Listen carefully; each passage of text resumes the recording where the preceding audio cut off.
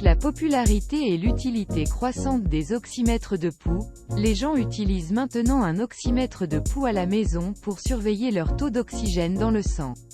Cette vidéo décrit les facteurs qui affectent la précision des lectures de l'oxymètre de pouls. Il donne des conseils sur la façon d'obtenir des lectures précises à partir d'un oxymètre de pouls.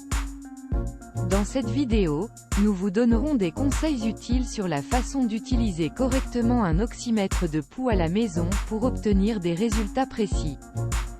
Tout d'abord, passons en revue les facteurs affectant la précision de l'oxymètre de pouls. Le doigt doit s'adapter confortablement. Il ne doit pas être trop serré car cela pourrait restreindre la circulation sanguine. D'autre part, il ne doit pas être trop lâche pour que l'appareil tombe ou que la lumière extérieure interfère avec la lecture. Le vernis à ongles ou les ongles sales peuvent absorber la lumière émise par l'oxymètre de pouls et affecter la précision de la lecture.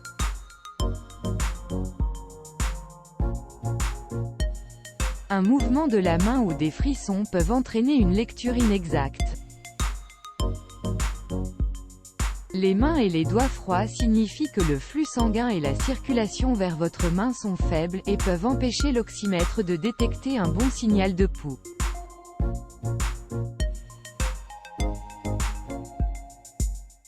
Il a été constaté qu'une peau foncée ou une peau à forte pigmentation peut entraîner une surestimation de la saturation en oxygène, en particulier à de faibles niveaux de saturation. Une personne qui fume beaucoup peut faire en sorte que sa saturation en oxygène soit mesurée à 8% de plus.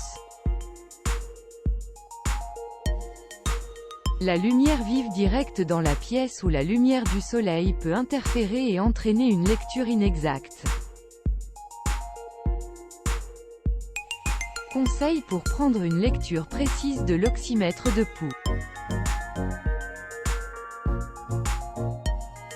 Suivez toujours les instructions du fabricant de l'appareil sur la façon de prendre une mesure.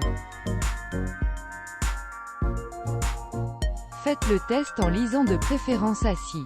Assurez-vous que votre main est détendue, chaude et en dessous du niveau du cœur. La main doit être stable et en position de repos. Retirez tout vernis à ongles sur le doigt que vous utilisez. Insérez votre doigt dans l'appareil et appuyez sur le bouton pour commencer à prendre la mesure. Attendez au moins 30 à 60 secondes jusqu'à ce que la lecture cesse de changer et affiche un nombre fixe.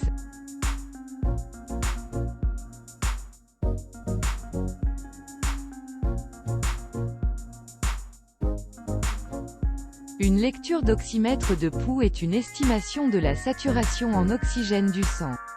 Par exemple, un oxymètre de pouls saturation en oxyhémoglobine, SpO2, de 90% peut représenter une saturation artérielle en oxygène, SaO2, de 86 à 94%. Les niveaux normaux d'oxygène sont d'au moins 95%. Certains patients atteints de maladies pulmonaires chroniques ou d'apnée du sommeil peuvent avoir des niveaux normaux d'environ 90%.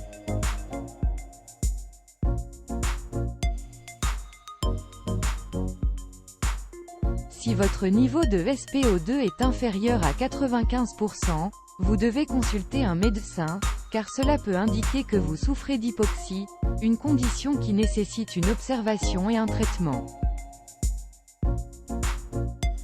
Ne vous fiez pas uniquement à la lecture d'un oxymètre de pouls pour évaluer votre état de santé ou votre niveau d'oxygène.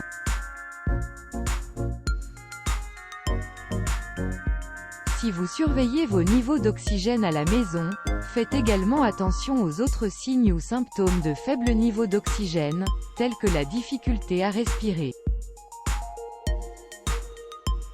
Couleur bleuâtre des ongles, du visage ou des lèvres. Pouls rapide ou rapide. Oppression ou douleur dans la poitrine. Une toux qui s'aggrave avec le temps. Une sensation générale d'inconfort et d'agitation.